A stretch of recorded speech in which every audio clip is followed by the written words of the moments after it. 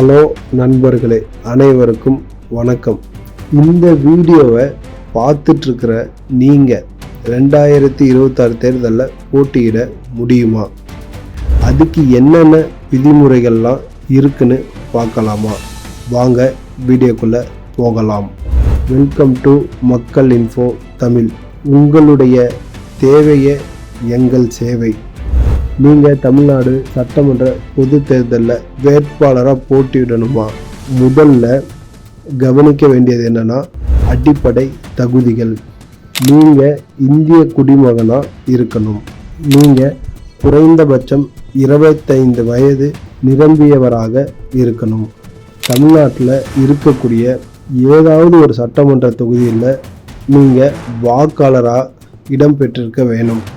குறிப்பு: நீங்கள் வேட்பாளராக போட்டியிட விருப்பப்படும் தொகுதியில் தான் இருக்கணும்னு அவசியம் இல்லை. இரண்டாவதாக கவனிக்க வேண்டியது தடைகள். நீங்கள் மத்திய மாநில அரசுகளில் ஊதியம் பெறுபவராக இருக்கக்கூடாது. நீதிமன்றத்தில் 2 அல்லது அதற்கும் மேற்பட்ட ஆண்டுகள் சிறை தண்டனை பெற்றவராக இருக்கக்கூடாது. இந்த 2 விதிமுறைகளும் உங்களுக்கு பச்சை கொடி காட்டிருச்சுன்னா நீங்கள் அடுத்து பதிவு செய்கிறது எப்படின்னு பார்க்கலாம் வாங்க. இங்கே நீங்கள் 3 விஷயங்களை கவனிக்கணும்.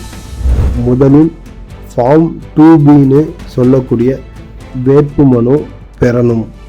இந்த ஃபார்ம் 2B அப்படின்னா தேர்தல் நடத்தும் அதிகாரி, ரிட்டர்னிங் ஆஃபீஸரிடம் அல்லது தேர்தல் ஆணையத்தின் அஃபிஷியல் வெப்சைட்டில் போயிட்டு நீங்கள் சட்டமன்ற தேர்தலுக்கான வேட்புமனு படிவமானதை ஃபார்ம் 2Bயை டவுன்லோட் செஞ்சுக்கலாம். இரண்டாவதாக ஃபார்ம் 26 என சொல்லக்கூடிய பிரமாண பத்திரம். பிரமாண பத்திரம் அப்படின்னா என்ன?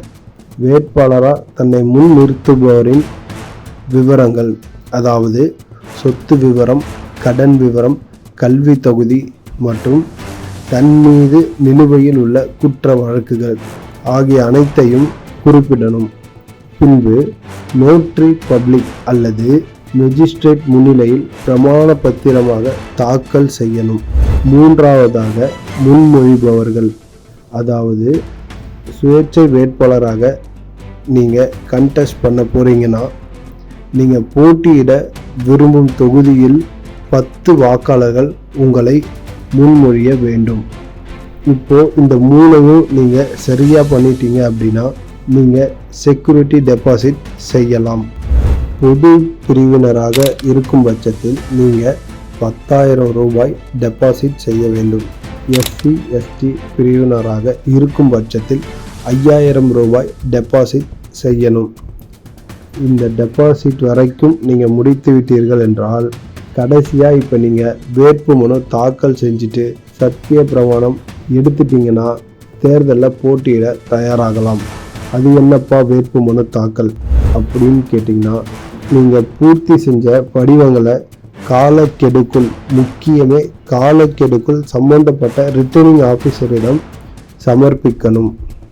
வேட்புமனுவை தாக்கல் செய்தவுடன் தேர்தல் அதிகாரியின் முன்னிலையில் இந்திய அரசியலமைப்பு சட்டத்தின் மீது உறுதிமொழி அல்லது சத்திய பிரமாணம் எடுக்கணும்.